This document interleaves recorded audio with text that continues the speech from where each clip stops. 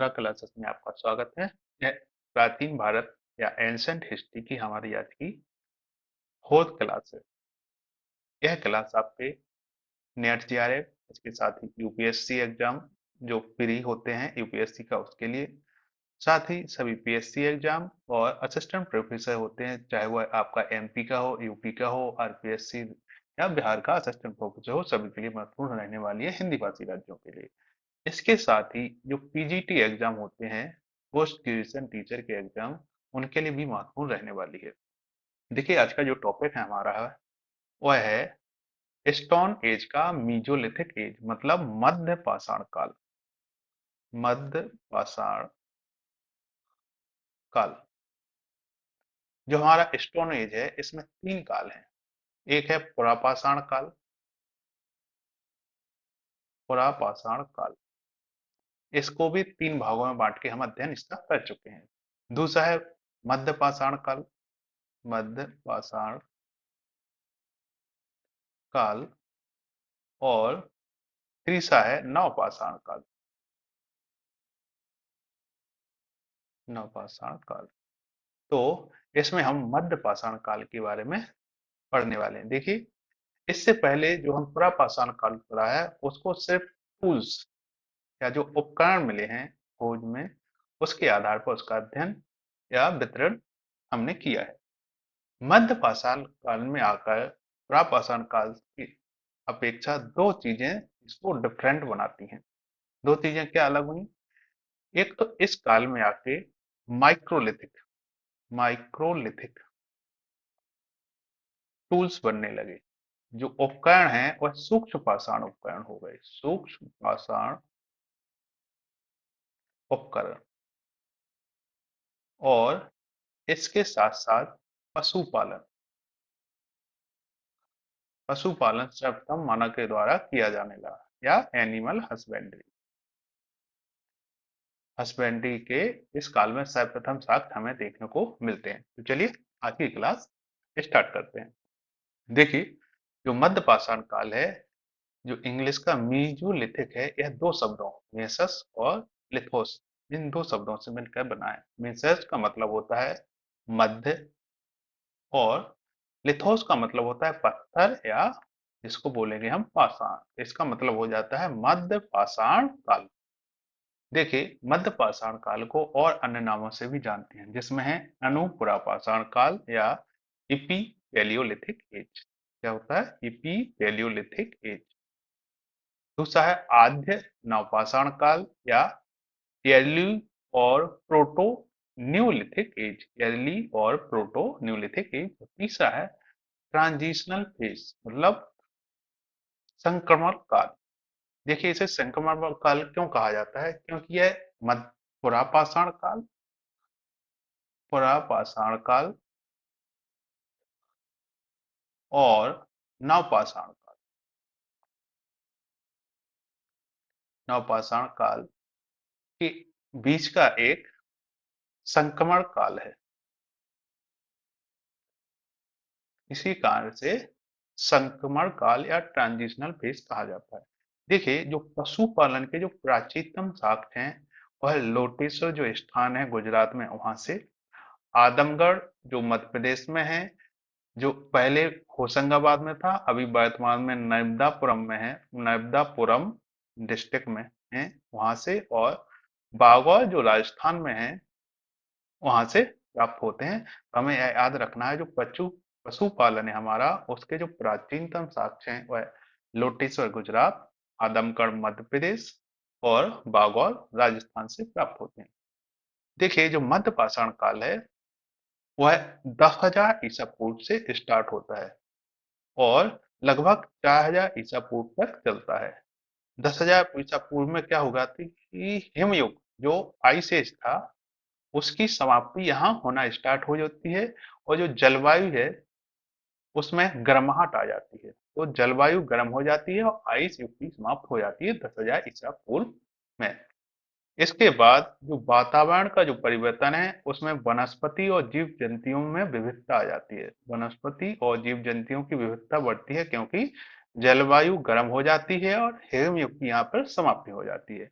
इसके बाद 4000 ईसा पूर्व के लगभग महापाषाण मध्य जो मध्य पाषाण काल है उसकी समाप्ति हो जाती है और नवपाषाण काल का आरंभ यहाँ से स्टार्ट हो जाता है। देखिए नेक्स्ट देखेंगे जो मध्य पाषाण युग है उनके स्थलों से जो जानवरों के साक्ष्य हैं वह निम्न स्थानों से प्राप्त हुए हैं, जिसमें गुजरात है, गुजरात में लोटेश्वर, रतनपुर, कनेवल तथा लंगनाथ से। राजस्थान है, राजस्थान में बागौर और तिलवाड़ा से। मध्य प्रदेश है, वहां में आदमगढ़ तथा भीमबेटका से। और जो उत्तर प्रदेश है उसमें साराय, नाहरराय, दमदमा, महदहा या इसको कभी कभी महादहा कहीं पर लिखा मिलता है, मगा महादहा और चौपानी मांडू से। तो इन सब के नाम आपको याद रखना है। लोटेश्वर गुजरात यह प्राचीनतम साक्ष्य है जानवरों के। इसके बाद दूसरा है बागौर राजस्थान और तीसरा है आदमगढ़ जो मध्य प्रदेश में है। और बागौर राजस्थान से सर्वप्रथम पशुपालन के साक्ष्य हमें मिलना स्टार्ट हुए थे। नेक्स्ट देखेंगे जो मध्य पाषाण काल है उसकी जो शुरुआत है वो लगभग 10,000 ईसा पूर्व में इंडिया में हुई थी, क्योंकि इस काल में लघु पाषाण उपकरणों की खोज की गई, मतलब माइक्रोलिथिक टूल। माइक्रोलिथिक टूल इस काल में आके खोज इनकी की गई थी। तो सबसे पहले इनकी खोज CL कर्लाइन ने 1867 में की थी, जो विंध्य क्षेत्र जो गंगा सेंट्रल गंगा प्लान है यहाँ से की थी। विंध्य क्षेत्र से CL कर्लाइन ने 1867 ईस्वी में विंध्य क्षेत्र या सेंट्रल गंगा प्लान से माइक्रोलिथिक टूल्स की खोज की थी। जो माइक्रोलिथिक टूल्स होते हैं इनकी जो लंबाई है वह 1 सेंटीमीटर से लगभग 5 सेंटीमीटर के बीच होती है। इसी कारण इन उपकरणों को माइक्रोलिथिक या लघु पाषाण उपकरण कहा जाता है। जो आंध्र प्रदेश का ज्वालापुरम 9 या ज्वालापुरम सेक्टर 9 है, लोकेलिटी सेक्टर 9 है, यहाँ से दक्षिण एशिया के जो प्राचीनतम माइक्रोलिथिक टूल्स फैक्ट्री है उसके प्रमाण मिले हैं। तो आंध्र प्रदेश का ज्वालापुरम लोकेलिटी लाइन है, वहां से दक्षिण एशिया जो दक्षिण एशिया है हमारा उसके प्राचीनतम माइक्रोलिथिक जो टूल्स बनाने की फैक्ट्री है उसके प्राचीनतम प्रमाण हमें आंध्र प्रदेश के ज्वालापुरम लोकेलिटी 9 से हमें उपलब्ध होते हैं। देखिए लघु पाषाण उपकरण है, इसके जो प्राचीन उदाहरण हैं वह श्रीलंका का जो फाहियान गुफा है, श्रीलंका की जो फाहियान गुफा है उससे प्राप्त होते हैं। तो लघु पाषाण उपकरण है उसके जो प्राचीन उदाहरण हैं वह श्रीलंका के फाहियान गुफा से होते हैं। और जो माइक्रोलिथिक टूल्स फैक्ट्री है वो दक्षिण एशिया की सबसे प्राचीनतम है और आंध्र प्रदेश के ज्वालापुरम लोकेलिटी 9 से प्राप्त होते हैं। और लघु उपकरणों की जो सबसे पहले खोज है वह CL कर्लाइन ने 1867 में विंध्यक्षेत्र या सेंट्रल गंगा प्लान से की थी। नेक्स्ट देखेंगे जो पाटने है, पाटने मतलब यह महाराष्ट्र में एक स्थल है मध्य पाषाण काल का। यह महाराष्ट्र के 40 गांव के निकट है। यहाँ से प्राचीन जो लघु पाषाण उपकरण मिले हैं वह ज्यामितीय आधार, उनका जो आधार है वह ज्योमेट्री आधार पर बने हैं। महाराष्ट्र का जो पाटने स्थल है वहां वह है कहाँ पर, 40 गांव के निकट महाराष्ट्र में। वहां से माइक्रोलिथिक टूल्स हमें मिले हैं, माइक्रोलिथिक टूल्स हमें प्राप्त हुए हैं। वह ज्यामितीय ज्योमिति के आधार पर बनाए गए हैं, जिनमें चंद्राकार, अर्धचंद्राकार, त्रिभुजमुखी तथा सबलंब चतुर्भुज आकार के उपकरण हमें प्राप्त होते हैं। देखिए जो पुरापाषाण काल था, जहां जो पुरापाषाण काल था उसमें जो औजारों का जो निर्माण होता था वह क्वार्ट्ज पत्थर से होता था, उसकी बहुलता ज्यादा थी पुरापाषाण काल में। लेकिन मध्य पाषाण काल में या मध्य पाषाण युग में जो चेल्सडोनी या कैल्सडोनी है उस पत्थर से टूल्स या उपकरण बनाए जाने इसकी स्थापना हुई। तो जो चेल्सडोनी के उपकरण हैं उनकी प्राप्ति हमें बागौर, चौपानी मांडो, सराय नाहर राय और महादाहा यहाँ से प्राप्त होती है। देखें यह जो स्टोन आपको दिख रहा है यह होता है क्वार्ट्ज होता था। और यह जो आपको स्टोन दिख रहा है, पत्थर दिख रहे हैं, यह है चेल्सडोनी। यह शार्प भी होते थे और मजबूत भी होते थे। शार्प भी होते थे, मजबूत भी होते थे। इसी कारण इनकी जो धार है वह तीव्र होती थी। तो इनका उपयोग मध्य पाषाण काल में चेल्सडोनी का मुख्यतः किया जाने लगा। और जो पुरापाषाण काल है उनमें क्वार्ट्ज पत्थर का उपयोग बहुतायत में किया जाता था। उपकरण के निर्माण में जैस्पर, कैल्सडोनी या चेल्सडोनी, फ्लिंट और क्वार्टजाइट पत्थरों का उपयोग किया जाता है। ऐसा नहीं है कि चेल्सडोनी पत्थरों का उपयोग करने के बाद क्वार्ट्ज स्टोन या अन्य सभी पत्थरों को छोड़ दिया गया, नहीं। इसके साथ साथ हम कैल्सडोनी उपकरणों के, क्योंकि यह सबसे उत्तम उपकरण कैल्सडोनी से बनाए जाते थे, इसके साथ साथ जैस्पर, कैल्सडोनी या चेल्सडोनी के उपकरण, उसके साथ साथ चर्ट, फ्लिंट और क्वार्टजाइट के भी उपकरण मध्य पाषाण काल से हमें प्राप्त होते हैं। नेक्स्ट देखेंगे, जो बागौर के लोग हैं, जो बागौर जगह है उसके लोग दक्कन ट्रैप से चेल्सडोनी प्राप्त करते थे, क्योंकि जो बागौर है यह राजस्थान में पड़ता है। और राजस्थान में चेल्सडोनी के पत्थर प्राप्त नहीं होते थे। इसी कारण यह दक्कन ट्रैप से चेस्टोनी जो पत्थर हैं उनको प्राप्त करते थे। और इनकी जो प्राप्ति हो हेतु जो बागौर के लोग हैं यह दक्षिण की जो यात्राएं हैं, साउथ इंडिया की यात्राएं किया करते थे। जो तो इसका मतलब हो जाएगा कि जो बागौर के लोग हैं यह दक्कन ट्रैप यह दक्षिणी भारत से चेस्टोनी पत्थर प्राप्त करते थे, क्योंकि राजस्थान जो बागौर स्थान है वहां से चेस्टोनी पत्थर प्राप्त नहीं होते थे। इसी कारण यह दक्षिण भारत की यात्रा करके वहां से यह पत्थर प्राप्त करते थे। नेक्स्ट आता है प्रक्षेपाज तकनीक का विकास मध्य पाषाण काल में हो गया था। मध्य पाषाण काल, देखिए क्या होता है, जो धनुष बाण होता है, धनुष बाण में एक धनुष होता है और बाण, इस बाण के द्वारा किसी ऑब्जेक्ट पर निशाना लगाया जाता है। अब जब तक इस बाण को चलाने वाले को इस ऑब्जेक्ट तक प्रहार करने के लिए एक निश्चित एंगल का पता नहीं होगा तो वह इसको अपना निशाना नहीं बना पाएगा। तो इसी के जब उसे इस एंगल का डायरेक्टरी का पता होगा तभी वह इस पर निशाना लगा सकता है। तो इसे ही कहा गया प्रक्षेपास्त्र तकनीक का विकास। मतलब जब धनुष बाण का विकास हुआ तो प्रक्षेपास्त्र तकनीक का भी विकास इसके साथ हो गया। इस टाइम लकड़ी की जो डोंगी है उसका सर्वप्रथम विकास मध्य पाषाण काल, लकड़ी की डोंगी मतलब एक नाव तरीके का होता था, जो इस तरीके से एक ही लकड़ी होती थी बड़ी, और उसको बीच में से काट कर या खोद कर उसको खोखला बना दिया जाता था और यह नाव के रूप में काम करने लगती थी। मानव अस्थि पंजर जो है वो सर्वप्रथम इसी काल में आकर हमें प्राप्त होते थे, क्योंकि मानव अस्थि पंजर सर्वप्रथम इसी काल में प्राप्त हुए। तो इसी काल में सर्वप्रथम शवों को दफनाने की प्रथा स्टार्ट हुई होगी और कब्र निर्माण भी सभी तरह पर सर्वप्रथम इसी काल में स्टार्ट हुआ। तो जो शवों को दफनाने की प्रथा सर्वप्रथम मध्यपाषाण काल में ही हुई और कब्र निर्माण भी मध्यपाषाण काल में ही स्टार्ट हुआ। और मानव के जो स्केलेटन है वो सर्वप्रथम मध्यपाषाण काल में स्टार्ट होते हैं। देखिए जो इमेज है इसमें धनुष बाण चलाते हुए आपको अंकन यहाँ पे इस चित्रकारी में किया गया है, जो हमारा मध्य प्रदेश में एक स्थल है भीमबेटका, वहां से यह चित्र लिया गया है।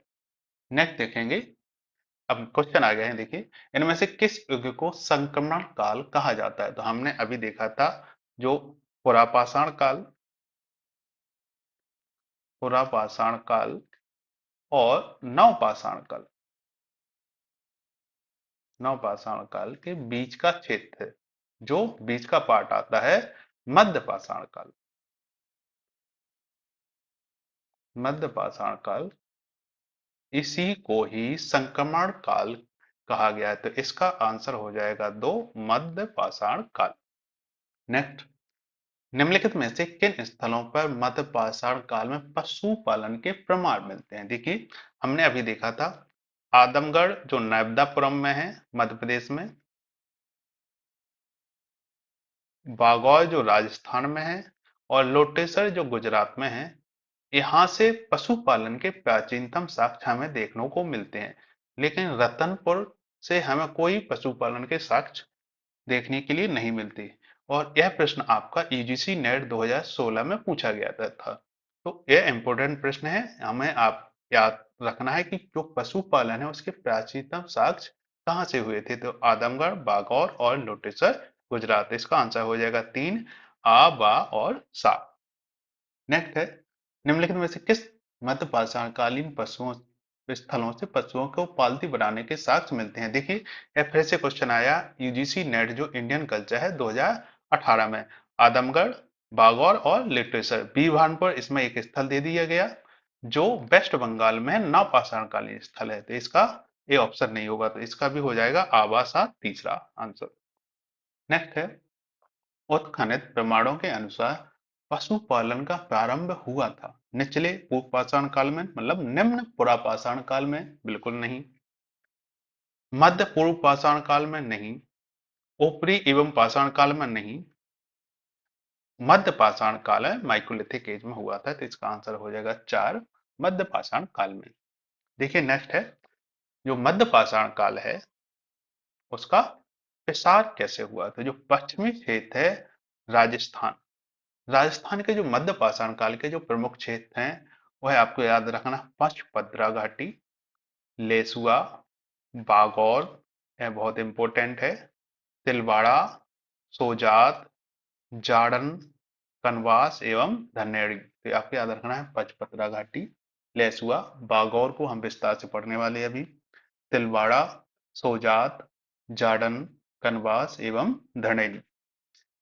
देखिए, जो हमारा बागौर है यह राजस्थान में पड़ता है। जो बनास की सहायक नदी है कोठारी, जो बनास रिवर है उसकी एक ट्रिब्यूटरी है कोठारी नदी, वहां पे यह स्थल प्राप्त होता है। और यहाँ से जो टीले प्राप्त होते हैं बागौर से, उन्हें महासती कहा जाता है। देखिए, जो बागौर से मोल्ड्स हैं या टीले प्राप्त होते हैं, यहाँ के टीलों को महासती या महसती भी कहा जाता है। जो बागौर की खोज है वह की थी बीएन मिश्र एवं जर्मनी के एक विद्वान है एल.एम. लेस्निक ने। तो आपको याद रखना है बागौर की जो खोज है वह बीएन मिश्र एवं एल.एस. लेस्निक ने की थी। और इसका जो एग्जीबिशन है या उत्खनन है वह 1971 में बीएन मिश्र के निर्देशन में हुआ था। तो यह भी आपको रखना है याद कि जो बागौर का जो उत्खनन है वह 1971 में बीएन मिश्र के निर्देशन में हुआ था। जो बागौर है यह भारत का सबसे बड़ा मध्य पाषाणिक स्थल है, जो इंडिया का बिगेस्ट मीजोलिथिक साइट है। और इसी के साथ ही जो पशुपालन है, पशुपालन का जो ओल्डेस्ट एविडेंस है एनिमल हस्बेंड्री का, वह सर्वप्रथम बागौर से ही इंडिया में हमें देखने को मिलता है। यहाँ पालतू पशुओं में कुत्ते, भैंस, भेड़ और बकरी आदि आते थे। तो कुत्ते, भैंस, भेड़ और बकरी। तो हमें याद रखना है बागौर है वह बनास की जो सहायक नदी है कोठारी नदी, वहां पर स्थित है राजस्थान में। और यहाँ पे जो टीले प्राप्त होते हैं उनको महासती कहा जाता है। इसकी खोज बीएन मिश्र एवं जर्मनी के जो विद्वान हैं एल.एस. लेस्निक, उन्होंने की थी। इसका उत्खनन 1971 में बीएन मिश्र के निर्देशन में हुआ था। यह भारत का सबसे बड़ा मध्य पाषाणिक कालिक स्थल है, अब सबसे बड़ी बिगेस्ट मीजोलिथिक साइट है। और जो ओल्डेस्ट एविडेंस है एनिमल हस्बेंड्री के, वो सर्वप्रथम बागौर सही में देखने को मिलते हैं। अब आता है बागौर के 3 स्तर हमें देखने को मिलते हैं। एक आता है बागौर फर्स्ट, सेकेंड और थर्ड। जो बागौर फर्स्ट है उससे हमें मीजोलिथिक एज के, मीगोलिथिक या मध्य पाषाण काल की। उसके बाद जो बागौर सेकेंड है उसमें हमें कैल्कोलिथिक या ताम्रपाषाण काल की। और तीसरा है बागौर थर्ड, इससे हमें आयरन एज की या लोहे युग के साक्ष्य हमें देखने को मिलते हैं। तो हमें याद रखना है जो बागौर के 3 स्तर हैं उसमें बागौर फर्स्ट से मध्यपाषाण काल, बागौर 2 से ताम्रपाषाण काल और बागौर 3 से लोहा युग या आयरन एज। यहाँ लिख लेते हैं, यहाँ से आयरन एज, बागौर 2 से कैलकोलिथिक और बागौर 1 से मीजोलिथिक के हमें साक्ष्य सर्वप्रथम मिलते हैं। यहाँ से पुरापाषाण काल के साक्ष्य हमें देखने को नहीं मिलते हैं, हमें याद रखना है। नेक्स्ट है जो चेल्सडोनी औजार हैं एवं कसाई खाना या स्लॉटर हाउस, जो स्लॉटर हाउस है उसके साक्ष्य हमें बागौर से मिलते हैं। यहाँ 4 मानव कंकाल प्राप्त हुए हैं, जिसमें एक जो मानव कंकाल है उसके गले में 36 गुरियों की माला मिली है। एक मानव कंकाल है जिसके गले में 36 गुरियों की एक माला मिली है। एक दूसरा मानव कंकाल मिला है जिसके गले में मध्ययुगीन मुस्लिम शासक है उसका सिक्का चिपका हुआ है। और नेक्स्ट है एक कंकाल ऐसा मिला है जो 17 से 19 वर्ष की किसी आयु की किसी महिला का कंकाल है। और एक कंकाल ऐसा मिला है जो 40 से 42 वर्ष की प्रौढ़ महिला का कंकाल है। तो जो चेल्सडोनी औजार हैं एवं कसाई खाना, चेल्सडोनी के औजार, इसके साथ साथ स्लॉटर हाउस के साथ यहाँ से मिलते हैं। और यहाँ से 4 मानव कंकाल है या ह्यूमन स्केलेटल यहाँ से प्राप्त हुए हैं, जिनमें एक जो मानव कंकाल है उसके गले में 36 मनकों की माला, गुरियां मतलब मनके, 36 गुरियों की माला मिली हो। एक मानव कंकाल ऐसा मिला है जो मध्ययुगीन मुस्लिम शासक है उसका सिक्का उसके गले में चिपका हुआ है। और एक मानव कंकाल मिला है वो 17 से 19 आयु वर्ग की किसी महिला का है। और एक ऐसा मानव कंकाल मिला है चौथा जो 40 से 42 वर्ग की किसी प्रौढ़ महिला का कंकाल है। तो जो हमारा बागौर है वहां से हमें 4 मानव कंकाल मिले हैं। यहाँ से जो फर्श बने हुए हैं और पत्थरों का प्रयोग किया गया है, फर्श बनाने में यहाँ पे पत्थरों का प्रयोग किया गया है। और यहाँ पे बातरोधी पर्दे बनाए गए हैं वह घास फूस के बातरोधी पर्दे बनाए गए हैं। तो देखिए जब यहाँ पे पत्थरों का प्रयोग फर्श बनाने के लिए किया गया है तो मतलब यहाँ पे आवास के साथ भी हमें प्राप्त होते हैं कि मनुष्य यहाँ रहना प्रारंभ कर चुका था। नेक्स्ट है जो बागौर 2 है। बागौर 2 का मतलब है कैलकोलिथिक या ताम्रपाषाण काल, साल काल से अलंकृत टेराकोटा की तकली हमें प्राप्त होती है या जिसे बोलेंगे स्पिंडल हॉल्स। इस तरीके से एक टेराकोटा की तकली मिली है। क्या होता था इस टेराकोटा की तकली से सूत काटा जाता था, सूत काटा मतलब जो हमारा कॉटन होता है, कॉटन से धागा बनाया जाता था। तो कॉटन से धागा बनाने वाला एक तकली हमें बागौर 2 से मतलब ताम्र का पाषाण काल से प्राप्त होती है। और अच्छी तरह से परिष्कृत 3 ताम्र वस्तुएं भी हमें प्राप्त होती हैं। बागौर में अधिकांश जो गुड़िया हैं, जो मनके हैं, गुड़िया हैं या जो मनके हैं वो पत्थर के और मतलब स्टोन के और कुछ हड्डी के भी बने हुए हैं। बागौर से जो अधिकांश मनके मिले हैं वह पत्थर के हैं और जो कुछ मात्रा में है वह हड्डी के मिले हैं। और बागौर 2 से जो अलंकृत टेराकोटा की तकली मिली है या स्पिंडल होल्स जिसे इंग्लिश में बोलेंगे। और इसके साथ ही परिष्कृत 3 ताम्र वस्तुएं, तांबे की वस्तुएं यहाँ से प्राप्त हुई हैं। यहाँ से मिश्रित औजार मिले हैं जिनमें 5 तामोपकरण हैं, जिसमें एक भाला है, 3 बाण हैं मतलब एरो हैं और एक तकुआ नुमा तांबे की छड़। मतलब जो स्पंडल हॉल के समान, स्पंडल हॉल्स के समान एक तांबे की छल यहां से हमें प्राप्त होती है। देखिए वृत्ताकार घास फूस की झोपड़ियां, इसके साथ सिललोड़े जो सिलबट्टा होता है जिसमें मसाला पीसा जाता है, गदा शीश मतलब जो गदा होती है उसका हेड, और इसके साथ ही लोमड़ी और गिरगिट के साक्ष्य भी हमें प्राप्त होते हैं बागौर 2 से। तो हमें याद रखना है बागौर 2 से क्या क्या मिलता है। अलंकृत टेराकोटा की तकली, मतलब सूत काटने के लिए जिस टेराकोटा की तकली का उपयोग किया जाता था वह मिली है।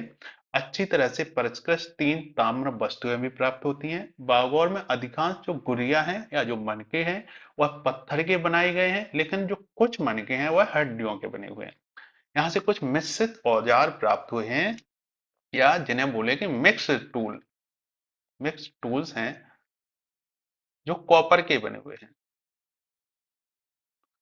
उनमें एक भाला है हमारे पास, 3 बाण हैं और एक तकुआ नुमा तांबे की छड़, मतलब जो टेराकोटा की तकली है, तकली नुमा, तकली के समान तांबे की छड़ प्राप्त हुई है।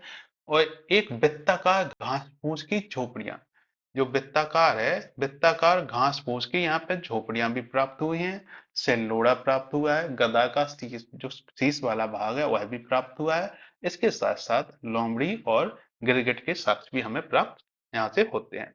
नेक्स्ट है, क्वेश्चन आ जाते हैं अब। निम्नलिखित में से कौन सा स्थल एक महत्वपूर्ण मध्य पाषाण कालीन स्थल है? तो गणेश्वर, बागौर, आहड़ या कालीबंगा। तो देखिए हमने अभी अभी पढ़ा है बागौर राजस्थान में है, यह एक महत्वपूर्ण मध्य पाषाण कालीन स्थल है। गणेश्वर यह है ताम्रपाषाण कालीन संस्कृति, ताम्रपाषाण। आहड़ और कालीबंगा, कालीबंगा यह हड़प्पा सभ्यता का है, और आहड़ भी एक ताम्रपाषाण कालीन संस्कृति है। तो इसका आंसर हो जाएगा 2, भागौर।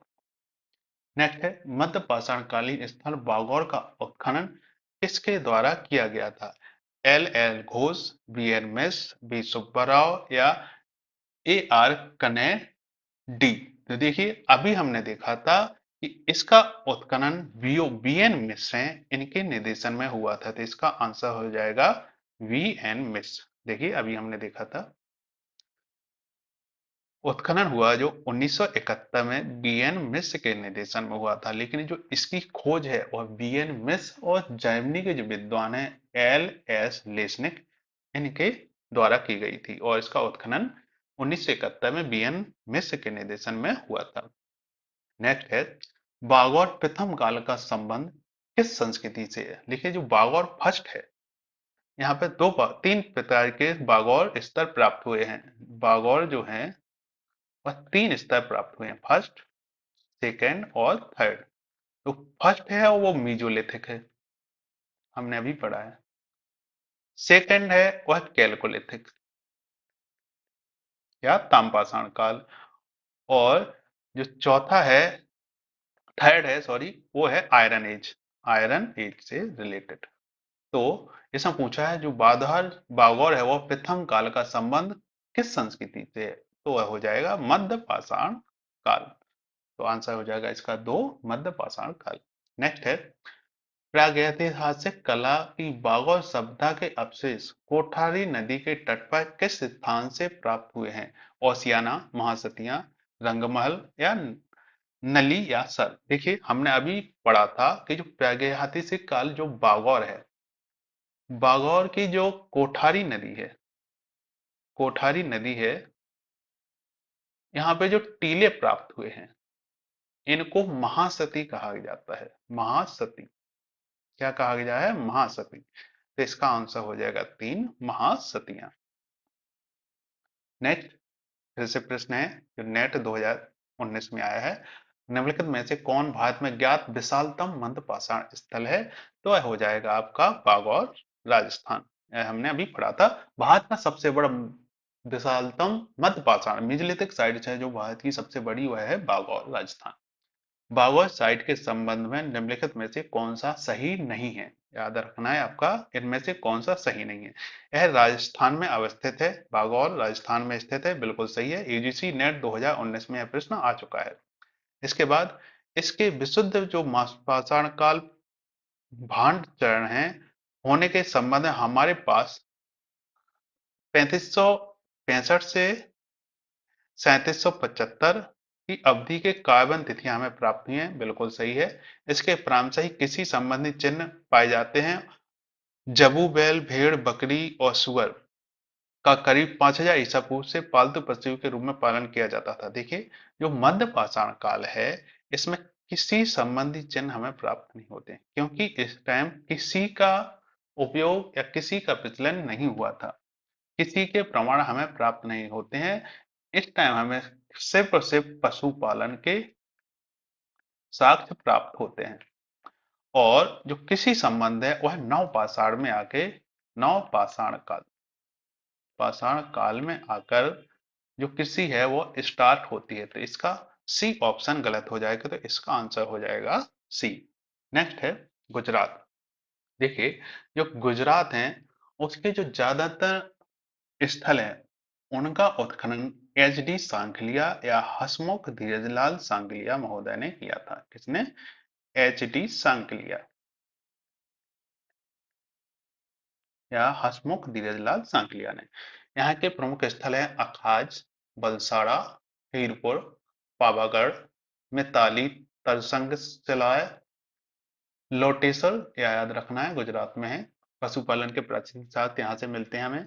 कनेवल, रतनपुर, उंद्रेल, धमसरा, पिठऊ और लंगनाज, इसको भी याद रखना है, लंगनाज गुजरात में है।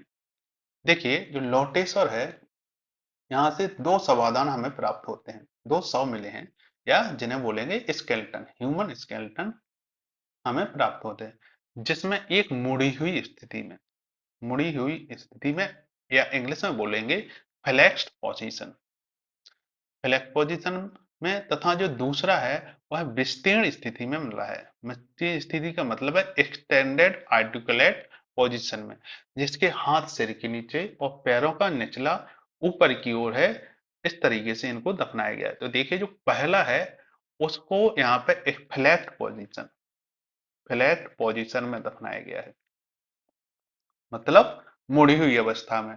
और जो दूसरा है उसको एक्सटेंडेड आर्टिकुलेट पोजीशन या विस्तीर्ण स्थिति में दफनाया गया है, मतलब सीधा करके दफनाया गया है। इसके हाथ सिर से नीचे हैं। नेक्स्ट देखेंगे लंगनाज। यह गुजरात में है। इसकी खोज है 1941 में की गई थी। इसका जो उत्खनन है वह H D Sankalia, B Subba Rao एवं के आर यू कनेडी के द्वारा किया गया था। किसके द्वारा? H D Sankalia, B Subba Rao और के आर यू कनेडी के द्वारा। जो भारत में पाषाण युग के जो मानव हैं उनका जो प्रथम कंकाल अवशेष, भारत में जो प्रथम कंकाल अवशेष है, या फर्स्ट इंडिया में फर्स्ट ह्यूमन स्केलेटन है, वह एच डी सांकलिया महोदय द्वारा लंगनाथ से सर्वप्रथम खोजा गया था। तो भारत में जो फर्स्ट ह्यूमन स्केलेटन है वह एच डी सांकलिया के द्वारा लंगनाज, जो पाषाण युग से रिलेटेड है। इस तरीके से जो पाषाण युग का जो पहला ह्यूमन स्केलेटन है वह एच डी सांकलिया द्वारा लंगनाथ से खोजा गया था। यह मुड़ी हुई अवस्था में था। कौन सी अवस्था में? मुड़ी अवस्था में। जो समाधि है मानव कंकाल, वह लंगनाज की विशेषता है, क्योंकि लंगनाज में मुख्यतः फ्लेक्स्ड ब्यूरियल, या जो मुड़ी हुई अवस्था में जो जिनको समाधिस्थ किया गया है या दफनाया गया है, वह स्केलेटन सामान्यतः ज्यादा लंगनाज से प्राप्त हुए हैं। लंगनाज से टोटल 14 मानव कंकाल मिले हैं। कितने? 14 मानव कंकाल एवं एक तांबे की चाकू प्राप्त हुई है। और इन 14 मानव कंकाल में से 13 को पैर कर मोड़ का मतलब फ्लेक्स्ड पोजीशन में दफनाया गया है, और इनको दाहिनी करवट लिटाकर दफनाया गया है। तो जो लंगनाथ से जो टोटल 14 मानव कंकाल प्राप्त हुए हैं उनमें से 13 को उनके पैर मोड़कर दाहिनी करवट लिटाकर दफनाया गया है। और यहाँ के मानव जो हैं वो औसत लंबाई के हैं। देखिए, यहाँ के जो कंकाल हैं उनमें दंत क्षय या कैरीज के प्रमाण तो मिलते ही हैं, साथ ही साथ इनके जो कपाल हैं, कंगाल जो स्केंटल है, उनके जो कपाल मतलब स्कल है, वह टूटे हुए हैं, क्योंकि जो स्केलेटन है उनके कपाल टूटे हुए मिले हैं। इसी के आधार पर यह अवधारणा व्यक्त की जाने लगी कि जो लंगनाथ के जो मध्य पाषाणी लोग थे, लंगनाथ के जो मध्य पाषाण युग के जो लोग हैं और नर भक्षी थे, वह नर मांस भक्षी लोग थे, जिसे कैनेडी के द्वारा बाद में सफलतापूर्वक गलत सिद्ध कर दिया गया था। देखिए इस टाइम क्या हुआ कि जो मध्य पाषाण काल में यहाँ पे कहा गया कि यहाँ के लोग नर मांस भक्षी हैं, क्योंकि इनके जो स्कल हैं वह टूटे हुए हैं। लेकिन बाद में कनेडी में यह सिद्ध किया कि यहाँ पर कुछ स्केलेटन टूटे हुए मिले हैं, लेकिन जो टूटे हुए मिले हैं वह किसी नर भक्षी के कारण नहीं, बल्कि किसी तीव्र धार वाली वस्तु के प्रहार से टूटे हैं। मतलब या तो वहां पे कुल्हाड़ी या चाकू जैसे धार वाली चीज से प्रहार करके उसको तोड़ा गया है। तो इस आधार पर कनेडी ने सिद्ध किया कि यहाँ के जो मानव थे वह आपसी संघर्ष के कारण उनमें जो स्कल हैं उनके स्कल टूटी हुई स्थिति में पाए गए। तो इसी आधार पर यह गलत सिद्ध कर दिया गया कि यहाँ के जो मानव हैं वह मांस भक्षी ज्यादा थे। लंगनाथ से जो प्राप्त मानव कंकाल हैं, इनकी प्रजाति का निर्णय भी एक विवादास्पद विषय है, क्योंकि इनकी प्रजाति है वह कुछ पुरातत्विद हैं वह इसे नीग्रो प्रजाति का, कुछ भूमध्य सागरीय प्रजाति का, कुछ श्रीलंका की जो बेद्दा प्रजाति है उससे, तो कुछ अफ्रीका की हेमेटिक प्रजाति है उससे रिलेटेड मानते हैं। और यह पुरातत्वविदों या आर्कियोलॉजिस्ट के बीच अभी ये विवाद का विषय अभी भी वर्तमान में बना हुआ है। यहाँ से पुच्छल लोहे बाण, जो लोहे बाण है उनका जो पुच्छल पीछे वाला हिस्सा है वह प्राप्त हुआ है। यहाँ पर पत्थर के गुड़िया या मनका, सेल और यहाँ से प्राप्त कुछ उपकरण में जो फलक उपकरण है उनकी विशेषता, क्योंकि मध्य पाषाण काल में फलक उपकरण ही हमेशा प्राप्त होते थे। नेक्स्ट है महाराष्ट्र। महाराष्ट्र में खंडीवली तथा गोदावरी में स्थित बेलपंधारी और नंदूर मध्यमेश्वर प्रमुख मध्य पाषाण काल के स्थल रहे हैं। कियारी टॉड के द्वारा खंडवली से मध्य पाषाण उपकरण प्राप्त किए गए थे। तो याद रखना है जो खंडीवली है यहाँ से कियारी टॉड के द्वारा मध्य पाषाण काल के उपकरण प्राप्त किए गए। और महाराष्ट्र का जो पाटने स्थल है वहां से मध्य पाषाण काल या मध्य पुरापाषाण काल, उच्च पुरापाषाण काल और मध्य पाषाण युग या मध्य पाषाण काल के साक्ष्य प्राप्त होते हैं। यहाँ से निम्न पुरापाषाण काल, मतलब निम्न पुरापाषाण काल पाषाण काल के साक्ष्य प्राप्त हमें नहीं होते थे। हमें याद रखना है मध्य पुरापाषाण काल, उच्च पुरापाषाण काल और मध्य पाषाण काल के साक्ष्य जो महाराष्ट्र के पाटने स्थल है वहां से प्राप्त होते हैं। नेक्स्ट है दक्षिण क्षेत्र में आ जाते हैं अब। जो दक्षिण भारत की जो मध्य पाषाण संस्कृति है उसकी विशेषता है दूधिया रंग के क्वार्ट्ज पत्थर का उपयोग। जो साउथ इंडिया है वहां का जो माइक्रोलिथिक है, वहां का जो माइक्रोलिथिक है वह क्वार्ट्ज पत्थर का उपयोग करते थे। और जो आंध्र प्रदेश है उसके नागार्जुनिकोंडा, गिदलूर, रेणिगुंटा और कर्नाटक में संगनकुल्लू, जल्लीहल्लू, कीवनहल्ली एवं सोरपुरा द्वाब से मध्य पाषाण काल के उपकरण हैं वह हमें मिलते हैं। और आंध्र प्रदेश का जो ज्वालापुरम नायन है आंध्र प्रदेश का, यह कुर्नूल जिले में है जो जुरेक नदी के तट पर स्थित है। कौन सी नदी पे? जुरेक या कहीं कहीं जेरू, जेरू नदी भी मिलता है और इसे ज्वालापुरम लोकेलिटी नाइन भी कहा गया है। यह दक्षिण एशिया की प्राचीनतम सुनिश्चित थी। यहाँ से दक्षिण एशिया की मध्य पाषाण काल की सबसे प्राचीन तिथि जिसे 35,000 ईसा पूर्व माना गया है।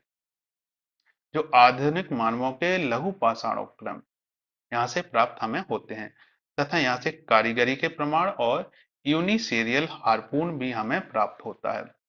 यूनिसेरियल हार्पून का मतलब है एक सींग, एक सींग से निर्मित एक हार्पून मतलब भाला, इस तरीके से प्रहार करने वाला एक भाला होता है जो एक सींग से निर्मित था। तो इनिशियल हार्पून यहाँ से कारीगरी के प्रमाण भी मिलते हैं। और यहाँ से जो मध्य पाषाण काल है, माइक्रोलिथिक एज, माइक्रोलिथिक है, माइक्रोलिथिक जो टूल्स हैं वह मध्य एशिया या जो दक्षिण एशिया दक्षिण एशिया के प्राचीनतम माइक्रोलिथिक टूल्स यहाँ से प्राप्त होते हैं। जो भारत में 10,000 ईसा पूर्व में प्राप्त होते हैं माइक्रोलिथिक टूल्स, वहीं जो आंध्र प्रदेश का ज्वालापुरम नायन है, यहाँ से लगभग 35,000 ईसा पूर्व में हमें लघु पाषाण उपकरण देखने को मिल जाते हैं आंध्र प्रदेश के ज्वालापुरम नायन से, जो दक्षिण एशिया के प्राचीनतम लघु पाषाण उपकरण है। नेक्स्ट है तमिलनाडु का टेरीपुरा स्थल। देखिए टेरीपुरा स्थल क्या है? यह एक है मोल्ड्स या जो धूल है उसके टीले हैं या रेत, रेत के टीलों को टेरीपुरा स्थल कहा गया है। इनकी खोज है वह रॉबर्ट ब्रूस फुट ने की थी। किसने की थी? रॉबर्ट ब्रूस फुट में। यह तमिलनाडु के तिरुनेवेली जिले में स्थित है। कहाँ पे? तमिलनाडु के तिरुनेवेली जिले में। अल्चिट महोदय ने 11 टेरीपुरा स्थलों की खोज की थी और इसका सर्वेक्षण किया, जिनमें कट्टमपल्ली, कुथनकुलु, कुतनूर, पट्टनतरुवाई, सरंगुडी, नाजरेथ, मनाडु, कायमोली, कट्टल कुलम, मेघनापुरम तथा सवाईपुरम। मेघनापुरम आपको याद रखना है। और याद रखना है किसने 11 टेरीपुरा स्थलों की खोज की? तो वो की थी अल्चर ने। वह तमिलनाडु के तिरुनेवेली जिले में है। और इसकी खोज जो टेरीपुरा स्थल है तमिलनाडु के, उसकी खोज की थी रॉबर्ट ब्रसफुट ने। लेकिन जो 11 टेरीपुरा स्थल हैं उनकी खोज की थी अल्चर ने। जो कुतनूर है वहां से चांद्रिक सर्वाधिक संख्या में मिले हैं। चांद्रिक मतलब चंद, ल्यूनर टूल्स, ल्यूनर टूल्स मतलब चांद के आधार के जो सर्वाधिक टूल हैं वह कुतनूर से सर्वाधिक संख्या मिले हैं। और साथ ही यहाँ से त्रिभुजाकार, त्रिभुज के आकार के ज्यामितीय जो उपकरण है वह भी मिली हैं। एक जगह है मेघनापुरम, मैग्नापुरम, वहां से ज्यामितीय जो उपकरण हैं या ज्योमेट्री जो उपकरण हैं वह प्राप्त नहीं होते। तो इसी के आधार पर इसे सबसे प्राचीन टेरीपुरा स्थल कहा गया है, क्योंकि ये ज्योमेट्री उपकरण वह बाद में बने, बाद में आए पहले की अपेक्षा। तो जब जहां पर ज्योमेट्री उपकरण नहीं बनाए गए, क्योंकि ज्योमेट्री उपकरण लगभग बाद के समय में आए, तो इसी कारण मेघनापुरम को सबसे प्राचीन टेरीपुरा स्थल कहा गया। और यहाँ के जो लघु पाषाण उपकरण है, इस स्थलों से प्राप्त उपकरण में सबसे जो प्राचीन है वह मेघनापुरम को ही माना गया। जो टेरीपुरा स्थल हैं विशाखापट्टनम के, उनमें आते हैं चंद्रमपालैम, पारादेसीपालैम तथा रूसीकोंडा। यहाँ से जो मछुआरे हैं उनके समुदाय का अस्तित्व का पता चलता है। तो यह भी याद रखना है, जो टेरीपुरा स्थल है विशाखापट्टनम के, जिनमें चंद्रमपालैम, पारादेसीपालैम तथा रूसीकोंडा आता है, वहां से मछुआरे के समुदाय के अस्तित्व का हमें पता चलता है। देखिए अब आता है मध्य क्षेत्र या मध्य प्रदेश। मध्य प्रदेश में जो पुतली करार है, यह मध्य प्रदेश का जो रायसेन डिस्ट्रिक्ट है उसमें स्थित है। यह मध्य पाषाण काल का स्थल है। तो मध्य पाषाण का स्थल है पुतली करार, जो मध्य प्रदेश में है। इसके बाद है मध्य प्रदेश में जो जम्बूद्वीप या जैरेथो द्वीप, जम्बूद्वीप और जैरेथो द्वीप है, यह शिलासर है। इसके साथ ही आदमगढ़ शिलाशय और भीमबेटका, यह मध्य पाषाण काल के हैं। तो भारत का जो मध्य प्रदेश है उसमें पुतली करार, जम्बूद्वीप तथा जैरेथो द्वीप शिलाशय, आदमगढ़ शिलाशय और भीमबेटका मध्य पाषाण काल के स्थल हैं। जो जम्बूद्वीप और जैरेथो द्वीप हैं, यह पड़ते हैं आपके मध्य प्रदेश का जो प्रमुख स्थल है आपका पचमढ़ी, उसके आसपास आपको यह दोनों देखने को मिलते हैं। जो आरबी जोशी हैं, इन्होंने आदमगढ़ से 25,000 लघु पाषाण उपकरण प्राप्त किए।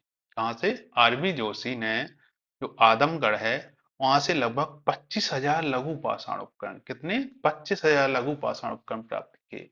और आदमगढ़ के जो पालतू पशु हैं उनमें कुत्ते एवं बकरियों की हड्डियां हमें प्राप्त देखने को मिलती हैं। तो हमें याद रखना है आरबी जोशी ने आदमगढ़ जो वर्तमान में नर्मदापुरम एमपी में पड़ता है वहां से 25,000 लघु पाषाण उपकरण प्राप्त हुए थे और यहाँ से पालतू पशुओं में कुत्ते एवं बकरी की हड्डियां हमें देखने को मिलती हैं।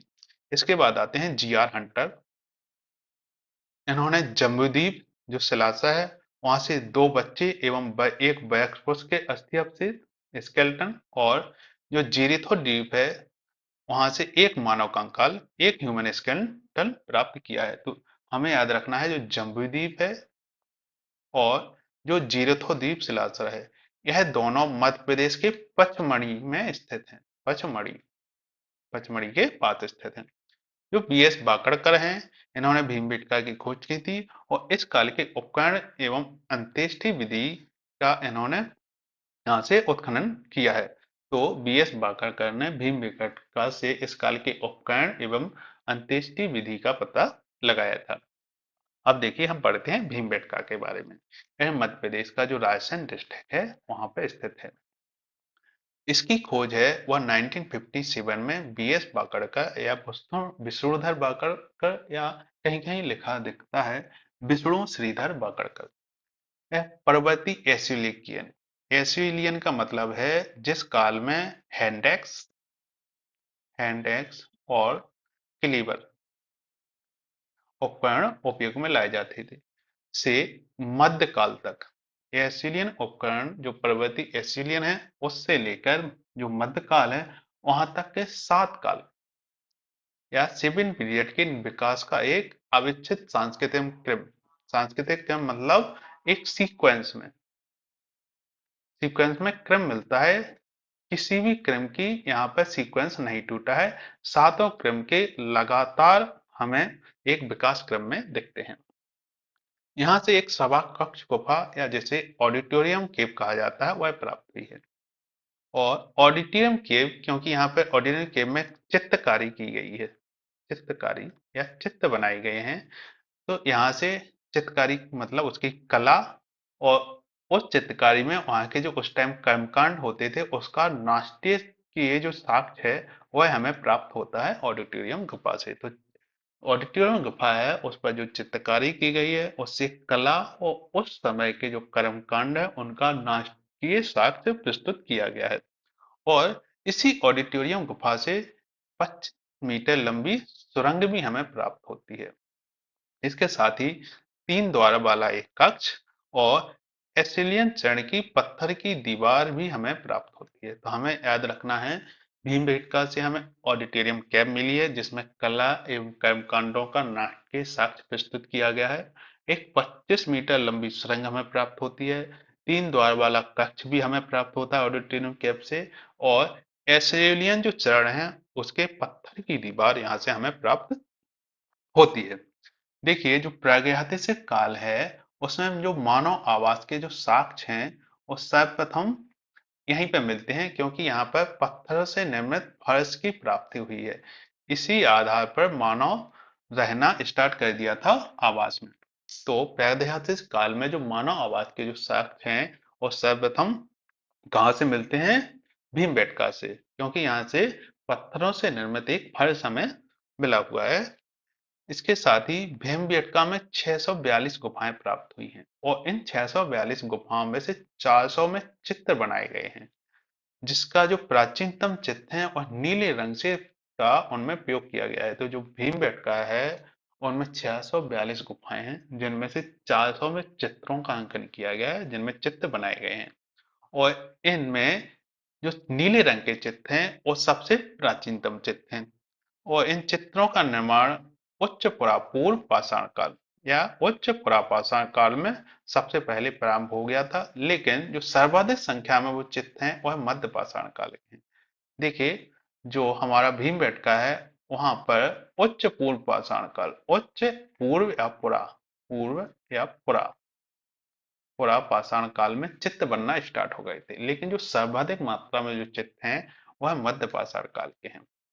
भीमबेटका से एक चित्त मिला है जिसे बराह का चित्त कहा गया है और यहाँ पर गणेश का जो प्राचीनतम चित्रांकन है वह भी मिलता है। देखिए भीमबेटका से बराह का चित्र मिला है जो इस तरीके से है, क्योंकि इसका जो शरीर है वह बराह, बराह मतलब सुअर का ही है, सुअर का है, लेकिन इसके जो सींग हैं वह भैंसे के हैं, और इसकी जो नाक है वह गैंडे की है, और इसका जो होंठ है, निचला होंठ, निचला होंठ है वो है हाथी के समान है, हाथी के समान। और इसी के आधार पर निचला होंठ जो हाथी के समान है, इसी को गणेश का प्राचीनतम चित्रांकन माना गया है।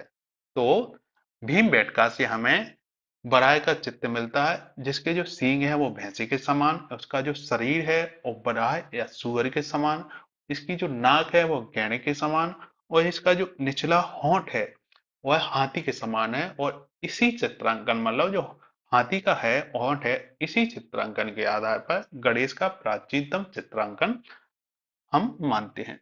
नेक्स्ट है, यहाँ से अंत्येष्टि के साक्ष्य हमें, स्पिरिचुअल ब्यूरियल के साक्ष्य भी हमें मिलते हैं जो सभा कक्ष गुफा में देखने को मिलते हैं, जिनमें दो समाधान हमें देखने को मिलते हैं। यहाँ पर चेस्टडोनों की तस्तरी तथा चेस्टडोनी से निर्मित ज्यामितीय औजार, ज्योमेट्री औजार, और चेस्टडोनी की जो तस्तरी है, चेस्टडोनी पत्थर है उसकी तस्तरी और चेस्टडोनी के औजार हमें मिलते हैं। जंतुओं की यहाँ से कुल 29 प्रजातियों का चित्रण हमें मिलता है। इनमें मध्य पाषाण युगीन शैल चित्रों में जैवु, जो जैवु हैं उनके जो पूर्वज थे बोस्ना मॉडिकल, उसके भी चित्र यहाँ से मिलते हैं। तो भीमबेटका में अंत्येष्टि के साक्ष्य मिलते हैं जिनके दो उदाहरण हैं, वो ऑडिटोरियम कैप से मिलते हैं।